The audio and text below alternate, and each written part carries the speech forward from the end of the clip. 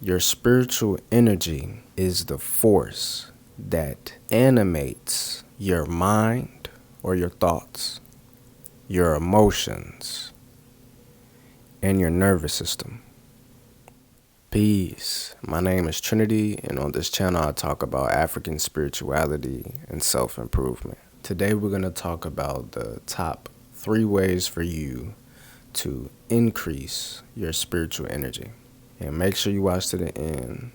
I'm going to add a bonus tip. What is spiritual energy? There's a lot of different ways in different parts of the world or different parts of the spiritual community to think about and label this concept, right? Got things like Kundalini and Chi, Prana.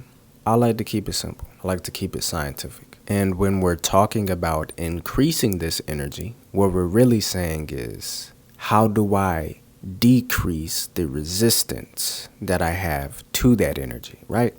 Spirit is an energy that flows through everything. Spirit is the word of God. It is the energy signature of the Most High that flows through everything, including nature and ourselves as human beings. All that we have to do to increase the concentration of that energy in our life, we have to decrease the resistance that we have to that energy.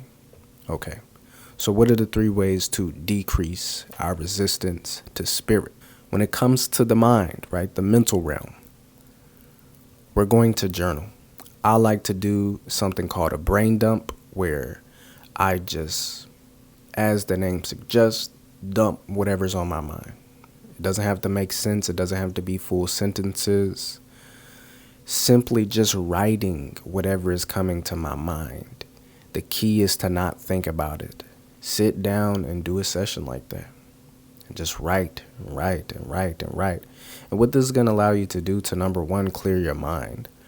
But after a few sessions of these things, maybe if you do it every night, after you've had your day and all these experiences, do a brain dump before you go to rest.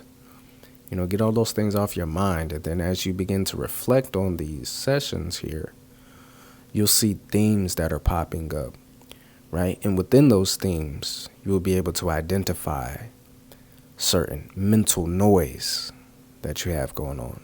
And oftentimes the simple acknowledgement of it helps you, release it. When it comes to emotional resistance to spirit, what it is that I want you to do is one of 2 things. I want you, or you could do both if you feeling like that, you know what I'm saying? But the first thing that I would suggest for you to do is write a letter to yourself and really get personal, really speak from the heart the things that you probably have never said to yourself, probably have never acknowledged about yourself. The so-called good and the so-called bad, you understand?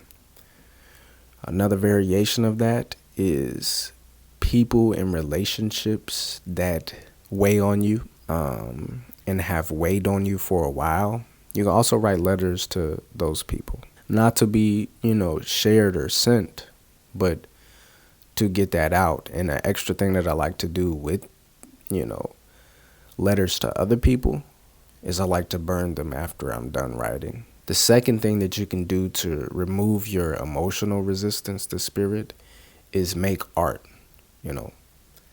Write a poem about what it is that you're experiencing emotionally. Make a song, come up with some choreography for a dance. Cook a meal.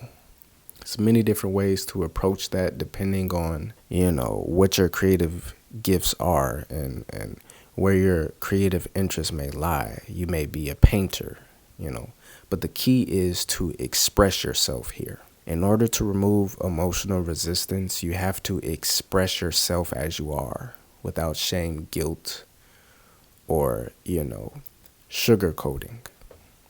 Raw, authentic self-expression. When it comes to removing your physical resistance to spirit, something that you can do is take 3 days or 5 days and go on a fruit and water fast, right? As much as you can, simply drink water and liquids You can do smoothies, fruit juices, actual juiced fruits, not like, Welch's or something like that. And for 3 days, allow your body to reset. Allow the systems of your body to reset and purge and get the nutrients that comes from fruits and liquids. What we're going to do is we're going to drain the lymphatic system, right? And once the lymphatic system or the waste system of the body is drained, it's going to take a lot of the stress off of our body so that our nervous system can have less of a workload. But in addition to this fast, engage in some type of movement, whether that's, a few push-ups, few squats, few sit-ups, or you go for a walk or yoga. I really enjoy Tai Chi personally. But the important thing is to get some type of movement in and really focus on your body, really feel your body. And just take this 3 to 5 days. It's a reset, right? And you can repeat this process, every month if you wanted to, every week if you wanted to. But the importance with removing that physical resistance is to offload the things that we pick up, right?